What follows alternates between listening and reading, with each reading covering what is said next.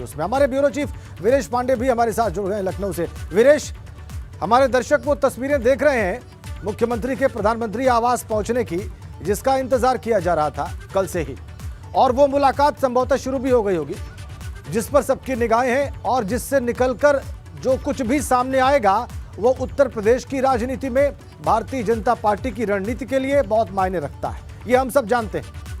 क्या आकलन है आपका और इस मुलाकात को लेकर किस प्रकार की बातें हो रही हैं, चर्चाएं हो रही हैं लखनऊ में? देखिए राजेंद्र, इस मुलाकात का इंतजार कल से नहीं बल्कि महीनों से किया जा रहा था। प्रधानमंत्री ने इंतजार खत्म किया है और योगी और मोदी की मुलाकात हो रही है। देश के दो शीर्षस्थ नेताओं की मुलाकात जारी है और सबसे महत्वपूर्ण सूबे के मुख्यमंत्री की देश के प्रधानमंत्री और पार्टी के सर्वोच्च नेता के साथ मुलाकात हो रही है। तो निश्चित रूप से कयास, संभावनाएं, अटकलें लगेंगी, लेकिन दर्शकों को यह बता दूं कि ये वो ऐसी मुलाकात है जो महीनों से लगाई जा रही अटकलों पर निर्णायक मुलाकात है, उस पर विराम लग जाएगा। यानी 2-3 दिन के अंदर जो होना होगा वो हो जाएगा।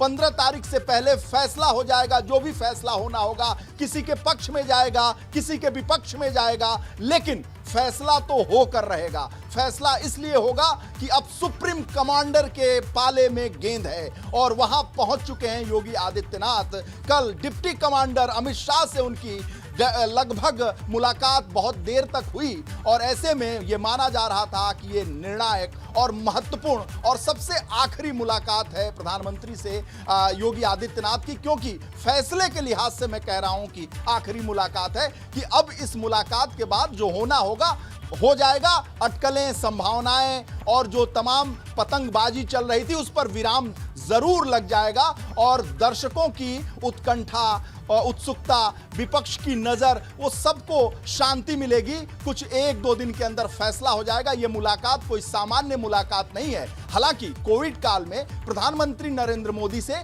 बहुत सारे ऐसे मुख्यमंत्रियों ने मुलाकात की है, चाहे हम कहें उत्तराखंड के मुख्यमंत्री हों, जयराम ठाकुर हिमाचल के हों, नॉर्थ ईस्ट के हेमंत बिश्व शर्मा हों, विपक्ष के नेता बंगाल के सुवेंदु अधिकारी हों, बहुत सारे ऐसे, मनोज सिन्हा जो एलजी हैं जम्मू कश्मीर के, उन्होंने मुलाकात की। लेकिन उत्तर प्रदेश के मुख्यमंत्री जब मिलने जा रहे हैं तो न केवल उत्तर प्रदेश की मीडिया बल्कि इंटरनेशनल मीडिया उसे कवर कर रही है। योगी आदित्यनाथ का कद बड़ा है और प्रदेश का भी कद बड़ा है। यूपी अपने आप में एक देश है। अगर हिंदुस्तान अपने आप में महाद्वीप है तो यूपी अपने आप में एक देश है और इसका जो मुखिया होता है उसका कद हमेशा पार्टी में भी बड़ा होता है, देश के मुख्यमंत्रियों के अंदर भी बड़ा होता है। तो निश्चित रूप से इसकी धमक न केवल प्रदेश में होती है, देश में होती है, बल्कि अंतर्राष्ट्रीय मीडिया भी कवर कर रही है और अंतर्राष्ट्रीय जगत में भी इस मुलाकात का इंतजार किया जा रहा है कि आखिर क्या होने वाला है। सबकी उत्सुकता शांत हो जाएगी। धैर्य रखिए राजेंद्र,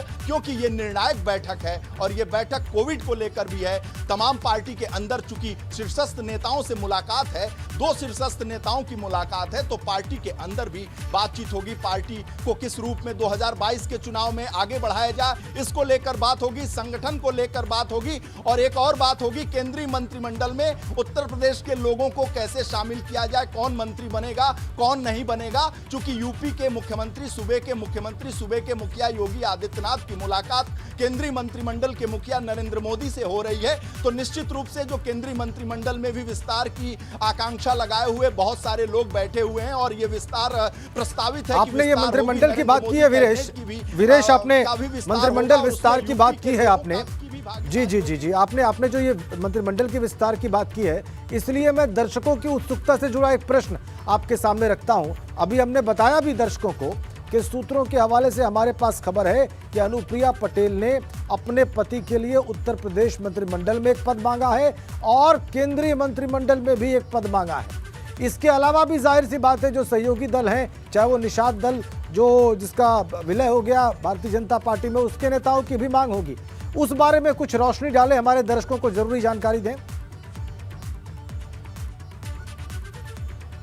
देखिए राजेंद्र, निश्चित रूप से कल अनुप्रिया पटेल की योगी आदित्यनाथ की मौजूदगी में अमित शाह से जो मुलाकात हुई है महज इत्तेफाक नहीं थी, ये प्रस्तावित था और पूर्व नियोजित मुलाकात थी। अगर इस मुलाकात में 1 घंटे तक बातचीत हुई है तो उसके बाद से आप एक और दृश्य आपने देखा होगा कि संजय निषाद जो निषाद पार्टी के अध्यक्ष हैं, उन्होंने भी मुलाकात की अमित शाह से। तो ये भी गठबंधन के दल हैं और साथ ही संत कबीर नगर से उनके जो बेटे हैं प्रवीण निषाद, जो उपचुनाव में गोरखपुर से भारतीय जनता पार्टी को हरा चुके हैं, उन्होंने भी मुलाकात की थी। अभी वो भारतीय जनता पार्टी के सिंबल पर चुनाव जीते हैं संत कबीर नगर से, तो उनकी भी मुलाकात हुई थी। तो गठबंधन के लोग भी मिल रहे हैं। तो निश्चित रूप से योगी मंत्रिमंडल में, मोदी मंत्रिमंडल में दोनों के विस्तार प्रस्तावित हैं, दोनों में समावेश करने की गुंजाइश भी है। तो ऐसे में यूपी चूंकि सबसे बड़ा प्रदेश है, तो योगी मंत्रिमंडल में अनुप्रिया पटेल की क्या भागीदारी हो, अभी तक उनके किसी भी मंत्री को कैबिनेट मंत्री का दर्जा नहीं प्राप्त है। जयप्रताप जैकी हैं तो वो राज्य मंत्री का दर्जा प्राप्त है।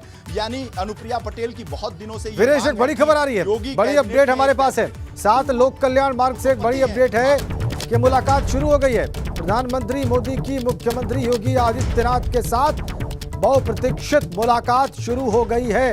एबीपी गंगा आपको सबसे पहले यह अपडेट दे रहा है। प्रधानमंत्री और मुख्यमंत्री की मुलाकात प्रधानमंत्री आवास पर शुरू हो गई है और वही मुलाकात जिसमें से बहुत महत्वपूर्ण निकलकर चीजें आएंगी उत्तर प्रदेश की राजनीति से जुड़ी हुई, जिस पर लगातार हम बात कर रहे हैं, जिस पर अभी वीरेश आपको जानकारी दे रहे हैं, जिस पर लगातार एबीपी गंगा आपको अपडेट कर रहा है, उसी विषय पर यह बात शुरू हो गई है।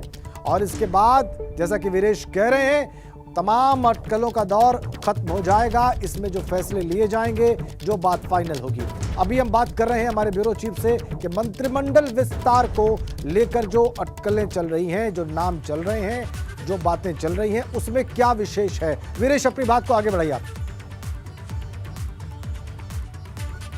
देखिए विशेष मैं आपको बताऊं कि जो जिला पंचायत का चुनाव हुआ है, जो रिजल्ट्स उसमें आए हैं, जो कोरोना काल में सरकार की फजीहत हुई है, जो दृश्य अंतर्राष्ट्रीय मीडिया में गया है, वो दृश्य निश्चित रूप से प्रधानमंत्री तक पहुंचा है।